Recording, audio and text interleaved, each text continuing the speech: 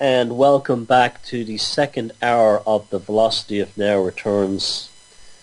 I hope my coughing due to the sore throat hasn't been too off-putting. If there's the podcast, I will edit it out of the podcast. You're listening to the Velocity of Now by Thomas Sheridan on numerous stations, including Reality Bites, Z Network, Awake Radio, Wolf Spirit Radio, and CJ Mars, which I'm not covering tonight for technical reasons. And I want to thank Paula, Neil, and Anne and CJ behind the scenes for putting it all together and basically bringing me out of radio retirement and doing me a great favour of doing the production and running everything smoothly so I can just entertain and inform. Now, as you know, I'm very interested in psychology. I'm very interested in social dynamics. I'm very interested in the Fortean and the mysterious. In recent years, we've had the idea of when a technological development happens, you have every aspect of human culture develops alongside it. Think about that. When even if it's a technological aspect, it will not only will it develop the technical or the intellectual or the creative aspects, but it will also carry the repository of human behavior, human consciousness with that, and those things will also be expressed as well. So when human beings developed fire, not only did they develop the ability to stay warm in winter, keep predators at bay, and cook food and dry clothes, but the fire also became the ghosts, the jinn, the monster, the dancing shadows on the wall. The shadows became the dark demons in the cave.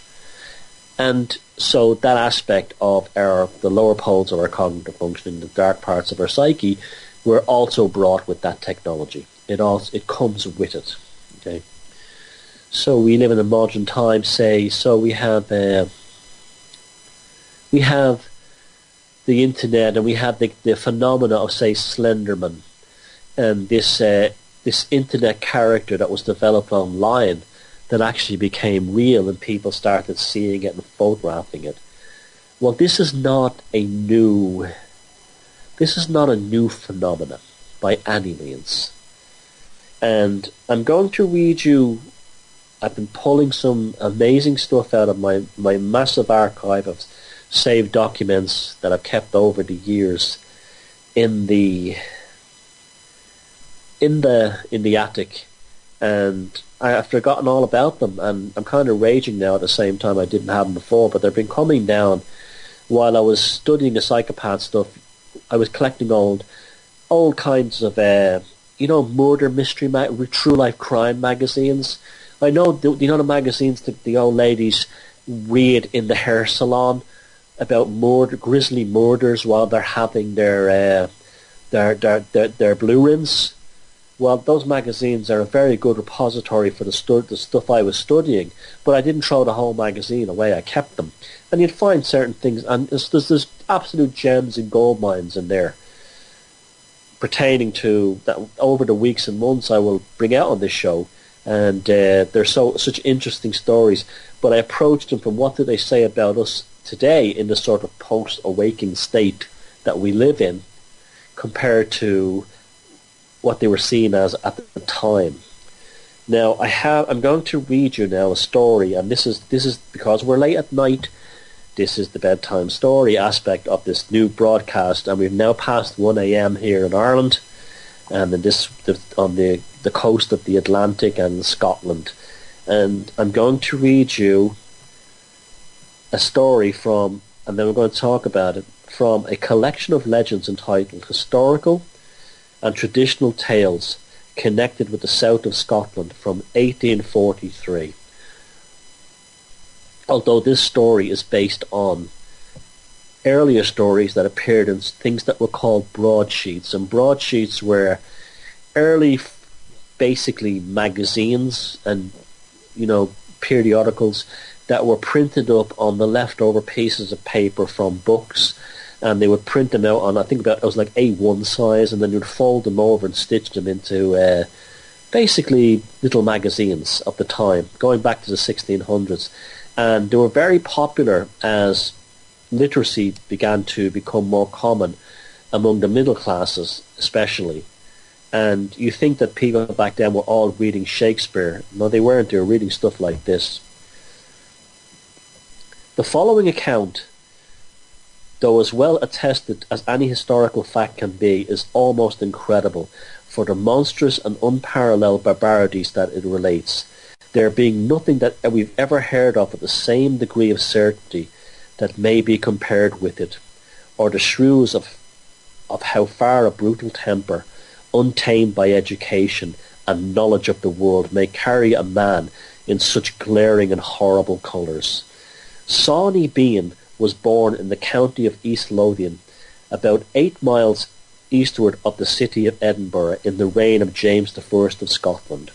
His father was a hedger and a ditcher, and brought up his son to the same laborious employment. He got his daily bread in his youth by these means, but being very prone to idleness and not caring to be confined to any honest employment, he left his father and mother and ran away into the deserted part of the country, taking with him a woman as viciously inclined as himself. These two took up their habitation in a cave, and by the seaside on the shore of the county of Galloway, where they lived upwards of 25 years without ever going into any city, town or village. In this time they had a great number of children and grandchildren, whom they brought up after their own manner, without any notions of humanity or civil society. They never kept any company but among themselves, and supported themselves wholly by robbing, being moreover so very cruel that they never robbed anyone whom they did not murder. By this bloody method, and their being so retired from the world, they continued for a long time undiscovered, there being no person able to guess how the people were lost that went by the place where they lived. As soon as they had robbed any man, woman or child, they used to carry off the carcass to the den, where, cutting it into quarters, they would pickle the mangled limbs and afterwards eat it, this being their only sustenance. And notwithstanding they were at last so numerous, they commonly took part in this abominable food, so that in the night time they frequently threw legs and arms of the unhappy wretches they had murdered into the sea. At a great distance from their bloody habitation, the limbs were often cast up by the tide in several parts of the country, to the astonishment and terror of all the beholders and others who heard of it. Persons who had gone about their lawful occasions fell so often into their hands that it caused a general outcry in the country around about, no person knowing what was become of their friends or relations if they were once seen by these merciless cannibals. All the people in the adjacent parts were at last alarmed at such an uncommon loss of their neighbours and acquaintances, for there was no travelling in safety near the den of these wretches. This occasionally spies to be frequently sent out into the parts, many of whom were never returned again, and those who did, after the strictest search and inquiry, could not find out how these melancholious matters happened. Several honest travellers were taken up on suspicion and wrongfully hanged with bare circumstances. Several innocent innkeepers were executed, for no other reason than that the person who had been thus lost was known to have lain in their houses, which occasioned a suspicion of being murdered by them, and their bodies privately buried in obscure places to prevent a discovery. Thus an ill-placed justice was executed with the greatest severity imaginable, in order to prevent these frequent atrocious deeds. So many innkeepers who lived on the western roads of Scotland left their business for fear of being made example of, and followed other employments. This, on the other hand, occasioned many inconveniences to travellers, who were now in great distress for accommodation when they were disposed to refresh themselves on horses or take up lodgings for the night. In a word, the whole county was almost depopulated. Since the king's subjects were as much missed as before, so that it became the admiration of the whole kingdom how such villainies could be carried on, and the perpetrators not discovered. A great many had been executed. Not one of them made any confession at the gallows, but maintained to the last that they were perfectly innocent of the crime of which they suffered. When the magistrates found out all was in vain, they left off these rigorous proceedings and trusted wholly to Providence for the bringing to light the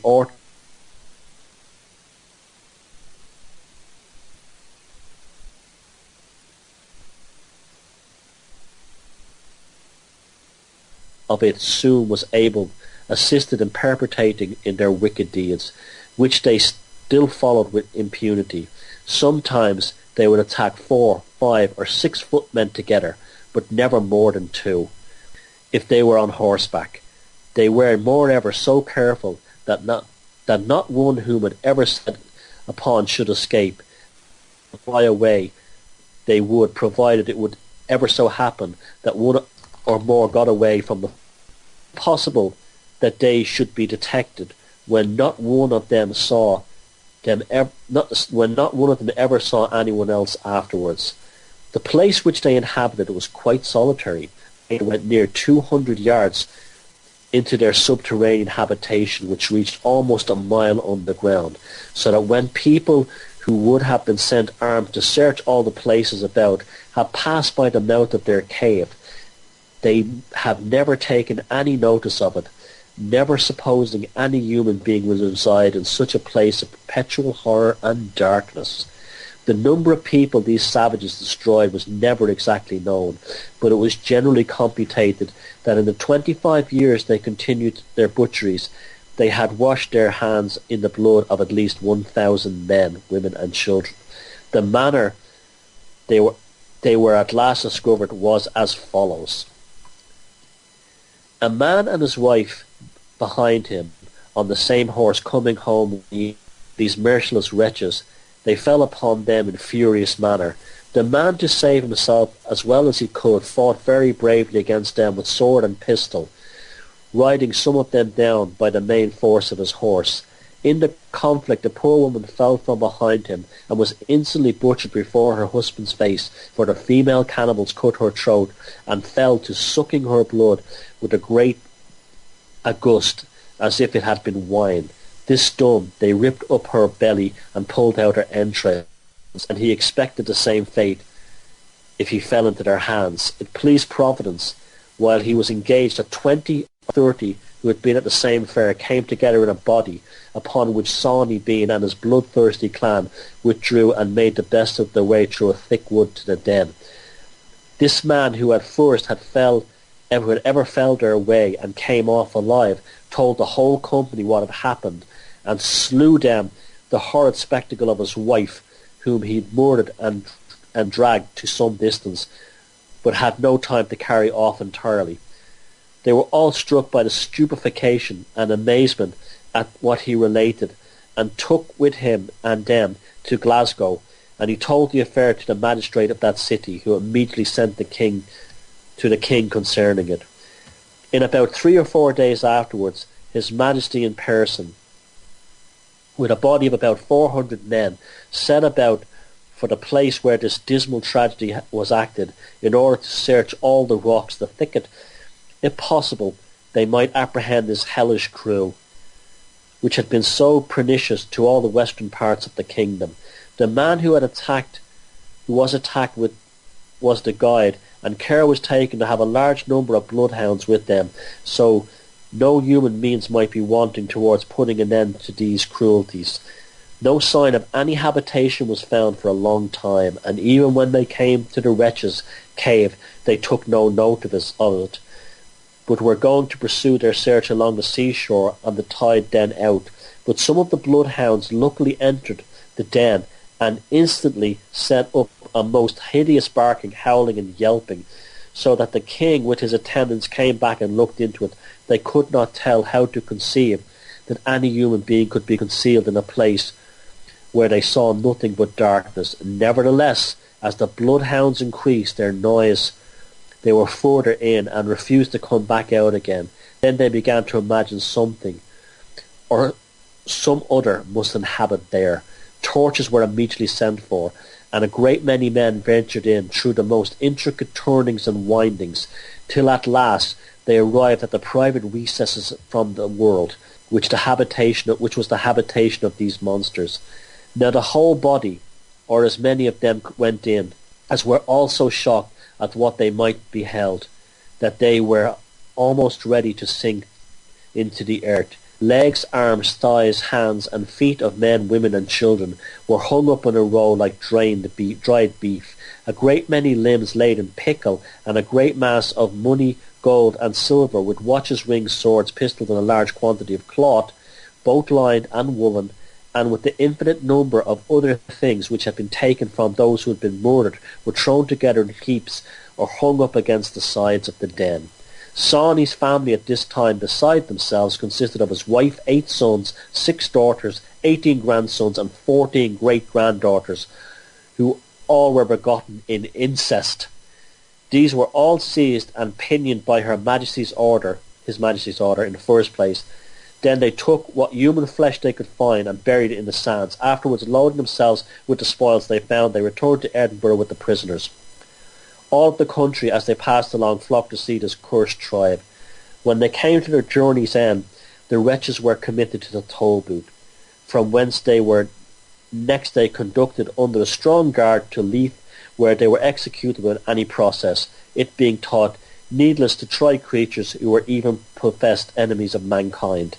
The men were dismembered, their hands and their legs were severed from their bodies, by which amputation they bled to death in a few hours. The wives, daughters, and grandchildren, having been made spectators of this punishment,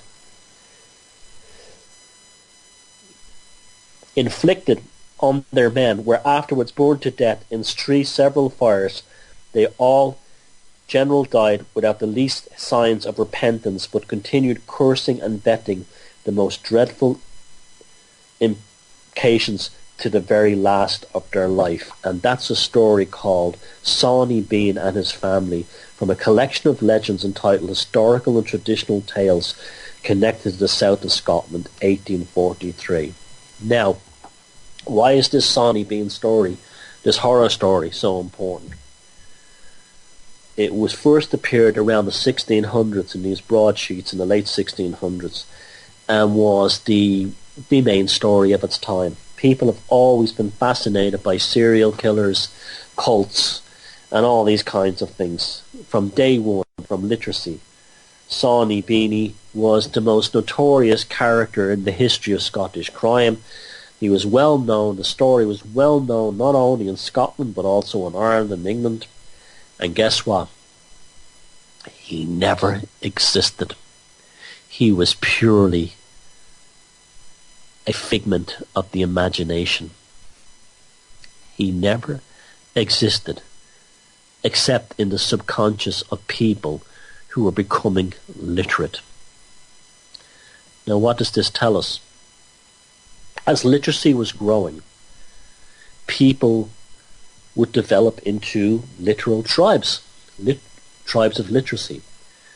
And as they became increasingly more sophisticated and increasingly more knowledgeable, it drove a wedge between them and people who were illiterate. And the human consciousness is a very strange thing. It will develop monsters. It will develop these tulpas of the tortured soul, and they will re-manifest out into reality.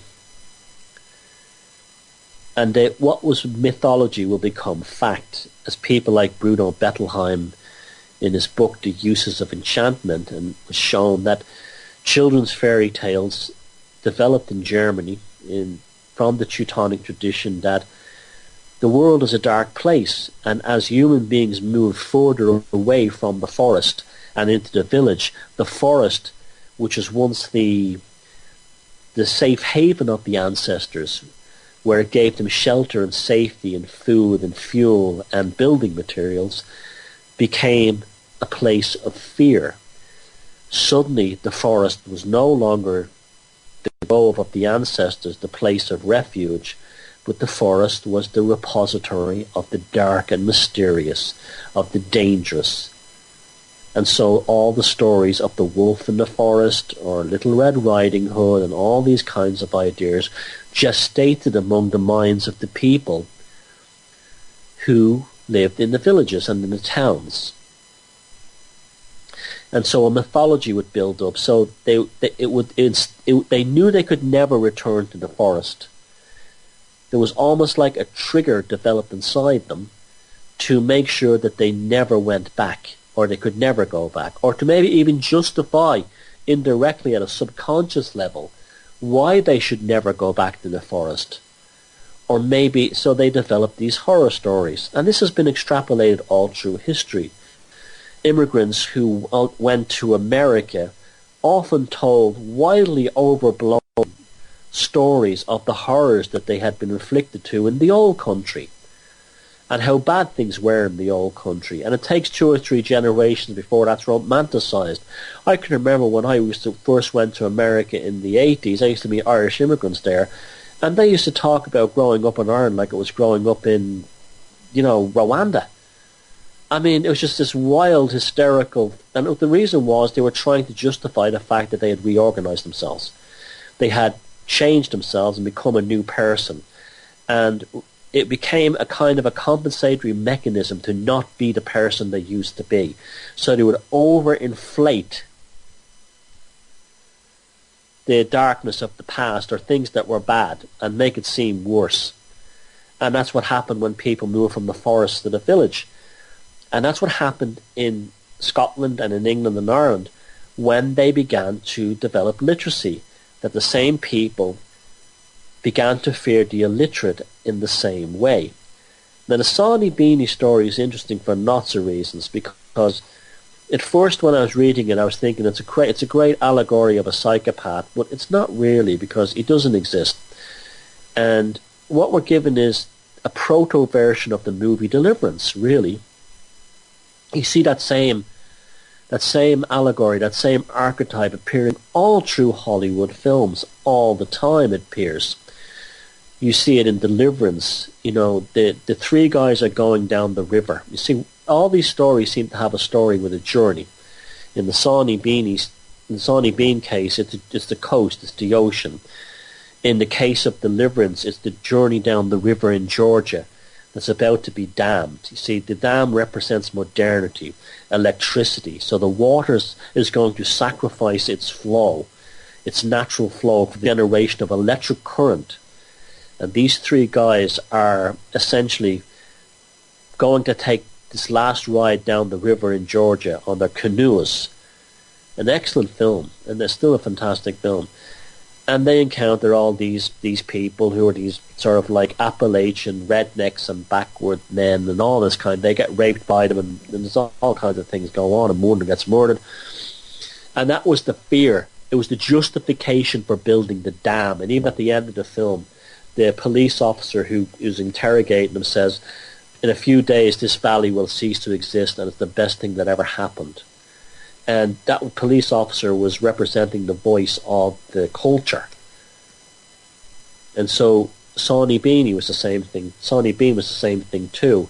This cannibal, this incestuous cannibal family that didn't exist, was saying, once you have read this story, once you've attained literacy, you cannot go back to the wild man. Now the aspects in this are interesting, is that the king is sent out to get him. King James I of Scotland is sent out to get him. That's interesting by itself alone. He lives in a cave beside the sea. We're told about the meanderings and the turnings and the different holes in the cavern and all that kind of thing that goes on. The twisting and the turning and all that stuff. That's all about the human subconsciousness. That's all. That's an archetype or an allegory regarding our ancestral path. The deep recesses of our subconscious are being expressed by the cave that the Bean family lived in. Clever, isn't it? You think about this. You know, human beings are amazing, amazing creatures. How our minds work like this. Another movie that Hollywood made was called The Hills Have Eyes. Very good horror film from the 70s, I think it is. And it's the same thing. These people are going through... It's one of Wes Craven's first movies, if not his first film. And they're travelling through the desert in Utah or somewhere like that, in Nevada, where nuclear explosions have happened, and they stumble upon a Sawney Bean type cannibal family, radioactive family, of all interesting. They're also a cult, and they have names like Jupiter and Mars and all this kind of thing. And it's the same kind of idea. If we enter the nuclear age, and also even in the Hills Have Eyes, the dogs play a big part in the story. See that the dogs always appear with mankind in the dark night of the soul, in the dark journey. In the tarot card, there's always two dogs barking at the moon on either side of the path towards the dawn. In the Sawney Bean story, the dogs go into the cave first and they bark first. In the Wes Craven's film, The Hills Have Eyes, the dogs are the ones one of the dogs is the one who discovers where the cannibal rednecks, radioactive rednecks live. The dog is always an important part of it, as is the limb and the foot. I remember a few years ago, there was feet being found in rivers. I think it was in England, or maybe it might have been a Severn estuary, but a place somewhere, human feet were being washed up on the beach. And these human feet, just a single foot would be washed up, and it reminded me so much of the Sawney Bean story. Why? I don't know. But it happens. The human mind, the human subconscious, creates these sort of compensatory archetypes of absolute darkness to move back from the past. Is it an evolutionary process? Almost certainly. Almost certainly. For whatever reason. But it does exist, and it's so interesting. Carl Jung talked about this constantly. The dark recesses, the cave, the basement under the building. Like when I've had to work through issues in my life, particularly when I was having some bad times, I used to dream a lot about the upper floors of a building that were possessed by demons, and very frightening dreams. And going near those top floors was always terrifying to me. And what that dream was really about was that I had to go up there and kill those demons. I had to slay that dragon. That was my own personal evolution. And we see this in the Sawney Bean story as well. The allegory of the money and the diamonds and the jewels of the people they've killed are scattered around the cave. This shows up in mythology, particularly all over the world, in the case of the dragon. Dragons are always surrounded by the gold. The dragon also represents the reptilian aspects of the human brain, going back to those times. So we learn a lot from these stories, and this is why they're so important. And so Sawney Bean, a character who never ever existed, became reality in the minds of generations of Scottish, English, Irish people in other parts of the world as a cannibal leader of a family cult tribe, and that only came about because of literacy. It was a tulpa generated by literacy. It was the Slender Man before Slenderman. Every time we have a major technological advancement, particularly in terms of one that has a social impact, the Dam and Deliverance brings forth television and entertainment, highly social impact. Literacy in 16th century Scotland brings about a social impact because people now have a bigger awareness of the world. Suddenly it's not about the tidings in their own town, they're getting tidings about other parts of the world. The dam that was built in Deliverance is generating electricity for, as I said, entertainment. And the nuclear bombs in The Hills Have Eyes were generating fears of the nuclear war and the nuclear holocaust and the whole idea of us all being wiped out in a singular war. Slender Man came about because of internet message boards. Slender Man came about because and now people take photographs of him and they see him. He has become a tulpa. He has become real. And this, when you hear people talk about the nature of reality, and they talk about, Mandelbrot sets and all this kind of thing, and, sacred geometry, and that's the airy-fairy New Age side of it. But the nature of reality and the flexibility of reality is much more clearly and apparent by the dark side, because the dark side generates the most powerful resonance within us. And that was the story of Sawney Bean. And check that out. There's this, it's almost now universally accepted that he never existed. And we're going to take a song break now before I get to the final story, which I hope you find just as interesting and just as powerful. And so, Paula, if you could play a song now for us, that would be great. And welcome back to the final run-in of The Velocity of Now returns with me, your host, Thomas Sheridan. I hope you're enjoying the show tonight, regardless of my sore throat, but these things happen. It's this time of year. And because the show's nearly ending, I just took a flu shot, which is a glass of poitín. Now, so it's been great tonight. I've really enjoyed myself. And if you want to check out my work, go to thomassheridanarts.com. newsymbolsmedia.tv, and I just hope you keep listening to the show, and I hope to keep entertaining and informing and making your Wednesday nights into the wee hours as interesting for you as it has been for me. Now, as I was talking about at the beginning of the show tonight, I've been going through like old murder mystery magazines and looking at those. Some amazing articles in them that passed me, and they're great for discussion on radio, and they're great for talking about, subjects that come up in this kind of alternative media and different ways of looking at them, whether it deals with cults, whether it deals with serial killers, whether it deals with government control, whether it deals with the aristocrats. Oh, the aristocrats. Do you ever notice how many of the aristocratic families seem to lose children? You ever notice that?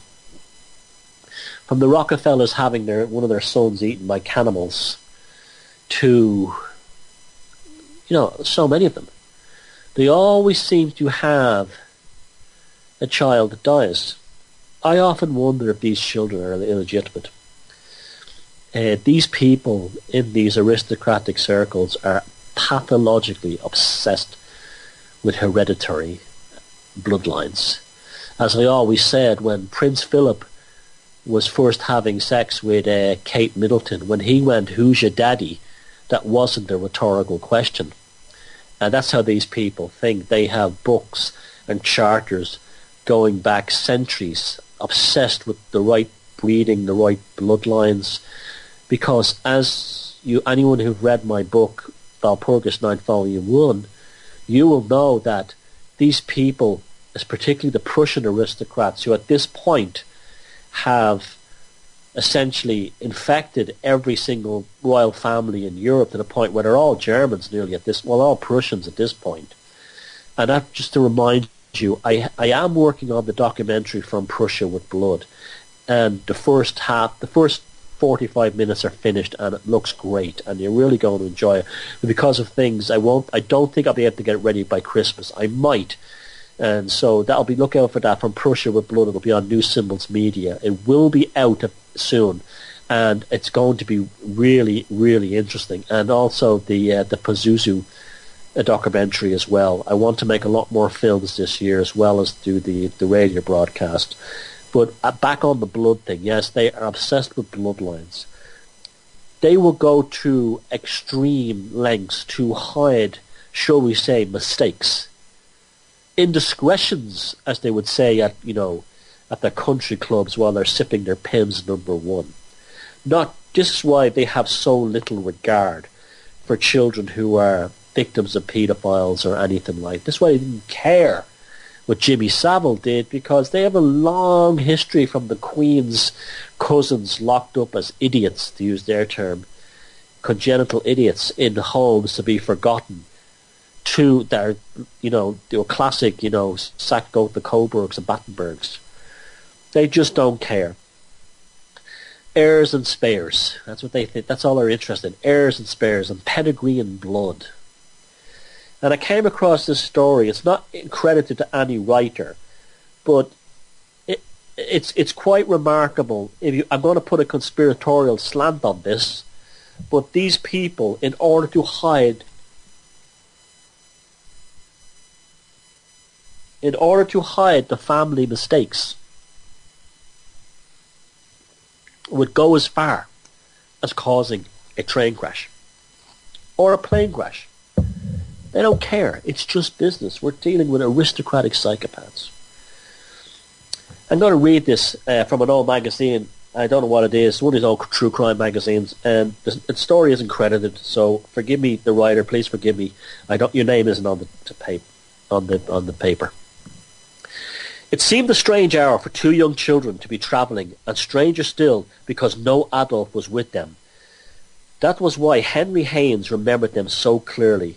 He was a railway porter, and shortly after 4 a.m. on October 13, 1928, he boarded the Leeds to Bristol night mail and passenger train express when it arrived 5 minutes late at Gloucester Station. His job was to check and punch the passengers' tickets, and in the compartment at the front of the train he found a boy of about 12 and a girl aged about 9 travelling alone. The girl was sitting facing the engine. Haynes was later to say that the boy was sitting opposite with a school book lying face down on the seat beside him. The children's tickets were in order, and the porter moved on to the next compartment. He didn't see the children again, and it was later claimed that they never existed. The train resumed its journey, but it never reached Bristol. At 4:28 a.m. it collided in a fog with a goods train, being shunted into a siding at Charfield station about 20 miles south of Gloucester. The collision derailed the express, throwing it into the path of an oncoming freight train, which plowed into it. The gaslit passenger train's cylinders exploded, and the ensuing inferno was still raging 12 hours later. The crash occurred at the point where the railway track was spanned by a road bridge, against which one of the carriages reared up, flinging one passenger out onto the roadway, where his body was found. 15 were killed, and when the inquest opened, the coroner said he did not think that it was more than 4 or 5 of them could be positively identified. The victims' remains were so charred that the train's guard was identified only by his uniform brass buttons. A female passenger's identity was later established by the distinct contents of her cigarette case, which is interesting. I wonder what the contents were. And a man's body was identified by his shirt cuffs. Most indications were based on informed guesswork. A list was compiled of people who were known to have been on the train and hadn't been seen since the crash. The unidentified bodies were assumed to be theirs. By the time Dr. H. Walsingham Ward arrived at the scene, all of the 41 people injured in the crash had been taken to hospital, and only the dead remained. One known victim was London Midland and Scottish Railway guard Jack Johnson, who came from Dursley in Gloucestershire. The last 2 victims to be extracted from the wreckage were the children seen by Henry Haynes. Dr. Ward said the remains were those of a boy of about 11 and a girl aged around 7. At the inquest, the coroner recorded a verdict of accidental death on all 15 victims, but 2 of them were not named. They were the children, and they were buried at Charfield churchyard together with 7 other victims. The gravestone list of names and those interred ends with 2 unknown. No one came forward to say who the children were, and doubts began to be expressed about the railway porter's story and the doctor's evidence. The police sergeant who found the 2 small bodies said he was sure they were a young boy and a little girl. But the undertaker's carpenter, who put the victims' corpses into the coffin, said there were no bodies of children. Under the headline, Great Myth Exploded, a correspondent of the Times argued that it was impossible for 2 children to suffer such death and yet never be claimed. You see how, just to interrupt the story, how the media back then, just like the McCanns today, were already jumping in to editorialise and to shut the investigation up. No one was to start asking questions. The media's job was to jump in and shut down speculation. But such things could and did happen. Most notably, 16 years later, with the case of Little Miss Nobody, a girl about 6 who perished along with more than 160 other victims in a circus tent at Hartford, Connecticut. The child's face was almost untouched by the blaze, and her photo was published in the newspapers throughout the United States, but nobody came forward to identify her. There was no shortage of theories about the Charfield children. If they were illegitimate, it was speculated that this could explain why nobody came forward to name them. If their existence was an embarrassment, threatening the reputation of the father of the mother, then the railway disaster would have solved the parents' problems. And if the children were born out of wedlock, that could explain why they were travelling alone at that hour of night, being discreetly dispatched by train for someone to look after them far from the parental home. It was also suggested that the children's parents could be in India, their father in colonial service. Many such children were pupils at boarding schools in England and were left behind in the UK in the care of governesses. So, had some negligent nanny sent the pair on the train unaccompanied and kept them quite quiet about it upon hearing of the crash. For a while this seemed a tangible theory, but no boarding schools reported children missing, and no parents returned from India to find their children had vanished. It was also pointed out that the children could have left the train at Gloucester after the tickets were checked, or they could have been left the scene of the crash. Several survivors were reported to have fled the Holocaust and to have hampered the subsequent investigation by failing to respond to appeals for all unaccounted passengers to contact the authorities. You see, this gets sneakier and stranger and stranger. There's always missing, unidentified people who walked away that no one knows who they are. One day's passenger, who was asleep, was said to have opened his door in the upended carriage, jumped out onto the bridge and walked away into the night. But if the children had got off the train at Gloucester or had left the scene of the crash, somebody would surely have recalled seeing them, and yet nobody did. On the first anniversary of the disaster, a veiled woman in black was said to have visited a churchyard where the 2 unknowns were buried. She was reported to have placed a posy of flowers on the communal grave, and to have knelt for a while before she left, speaking to no one. Now, why didn't the police, apprehend her? We'll find out later. So did she know who the children were? And did she remain silent because naming them would have caused a scandal? Or was she dreamt up by some enterprising reporter, confident that the story could not be disproven, and that it would run and run and run? And it did, until a mystery woman was said to have been finally paid her final visit to the grave in the 1950s. It beggars belief that neither some newspaper man nor police awaited the woman to question her during the years that she said to have made her visit to Charfield on the disaster's anniversary. The tale was soon given another twist. It was rumoured that the first time the woman went to the grave, a man closely resembling James Watson, and this is where the story gets really interesting, a former chief constable of Bristol, was seen waiting in a car parked outside the churchyard. Watson had been sacked some time earlier for misusing public money, and he was soon to make the headlines again. There's always a bent copper, a corrupt copper, comes into these whole scenarios with missing children. In December 1930, a well-known Bristol solicitor, James Hapgood, received a telegram from London. The sender was Watson, and the message read, "Meet me at Waterloo Bridge tomorrow midnight." End quote. All caps. Hapgood travelled the 120 miles to London to keep the appointment. 2 days later, Watson's body was found lying in a pleasure garden at Eastbourne. His throat was cut and an open razor lay nearby. Although the coroner recorded an open verdict at the inquest, the disgraced ex-policeman's death seemed obvious suicide. It doesn't seem obvious suicide to me. It seems like the razor's a plant. Was he linked in some way with the two unidentified children? Was he their father?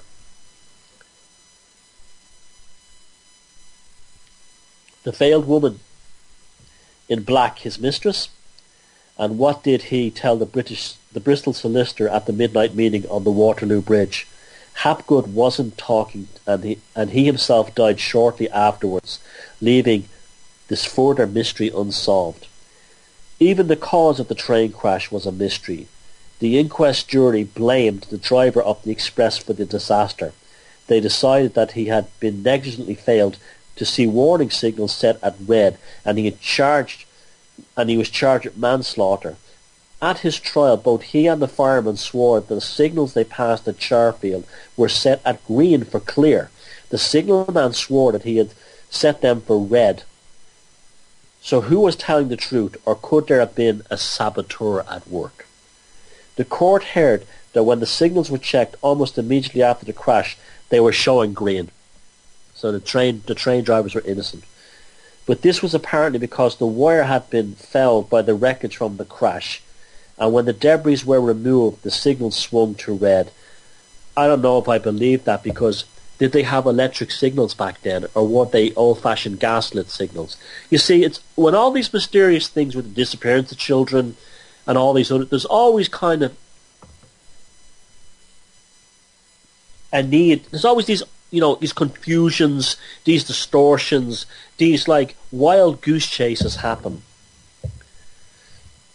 I don't know technically if the railway was using electrical signaling back in 1928. Maybe it was.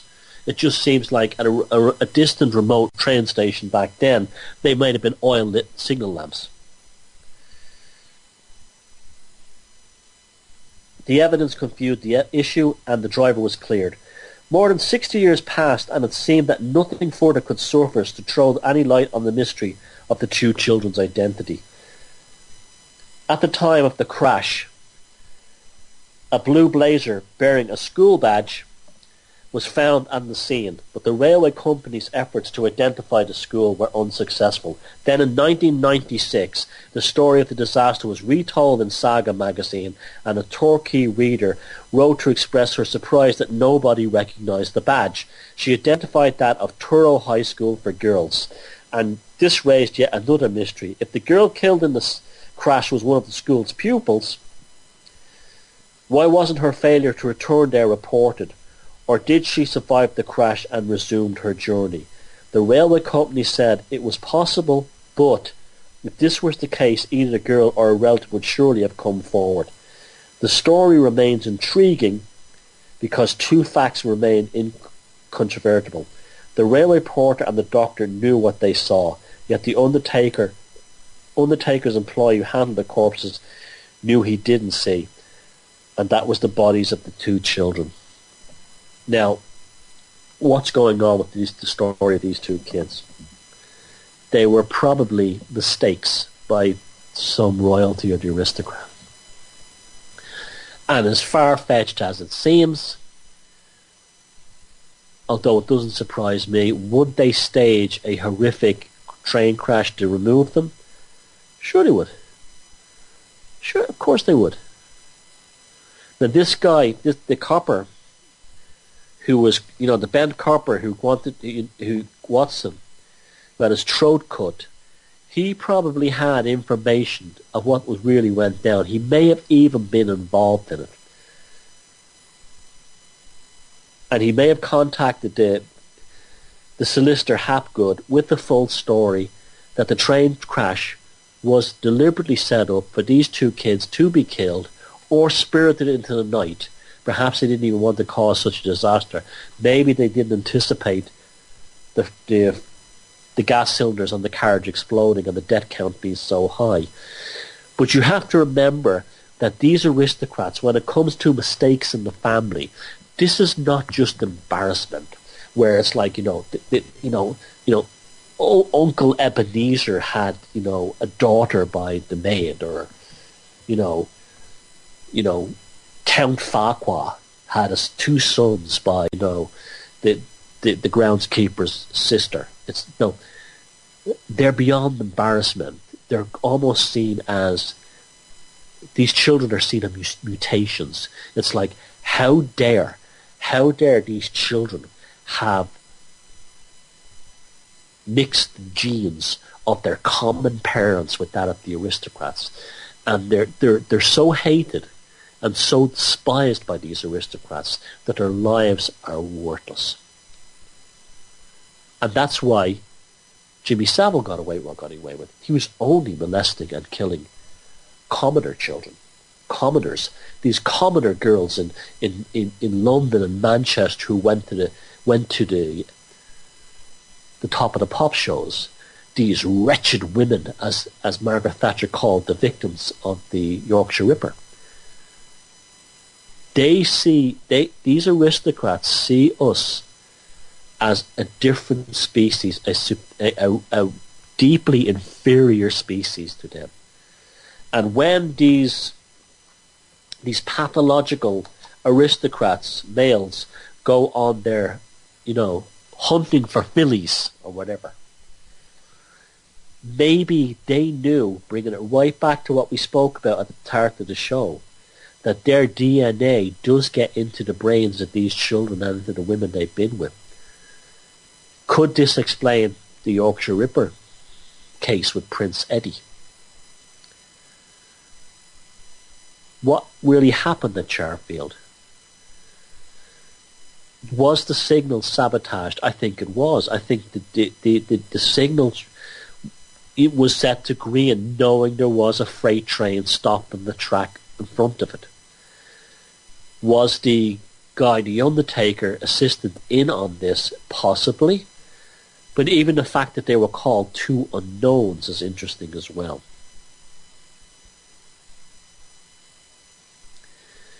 As usual, they blame the poor people, they blame everybody. They blame the train driver and the guard, who had nothing to do with it. The signal was said they were telling the truth. They got away with it, and they ploughed to the back of the train. And innocent people were killed, and it solved an embarrassment for the family. So when the father of these children that he casually had slaughtered called up his friends in high places to take care of this, when he was married to Lady Petunia, or whatever her name was, Countess Jacinta, whatever, inbred buck-toothed half-wit from Cambridgeshire or somewhere, he didn't have this embarrassment in the past, because these embarrassments in the past often become embarrassments in the future. Because these people are so obsessed with their blood that when these children come into adulthood, they often have to take care of them. We all know the story, the alleged story, now it's never been fully proven, that Hitler was a Rothschild because his grandmother was a servant at the Rothschild mansion in Vienna. And the old Rothschild guy there had a thing for the young girls. We don't know, but it shows you how obsessed with blood they are. Look at the Monaco royal family. Grace Kelly. Look what happened to her. She was a commoner. Her family background was like not far from here. They grew up in the sticks. She was brought in to breed two daughters who were both troubled individuals, and neither one of them took the throne of Monaco. Prince Rainier, the boy, did. The full blood did.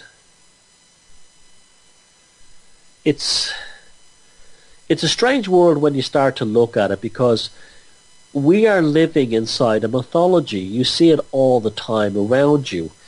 And I kept reading the story about these two children on the train crash, and the way the media got involved, and the way it was twisted, and I kept thinking about the McCanns. The McCanns thing the Maddie McCann mythology recently took a new twist and turn with the murder of, well, what's the murder? The strange death of a woman in a hotel room who was spending time online attacking them.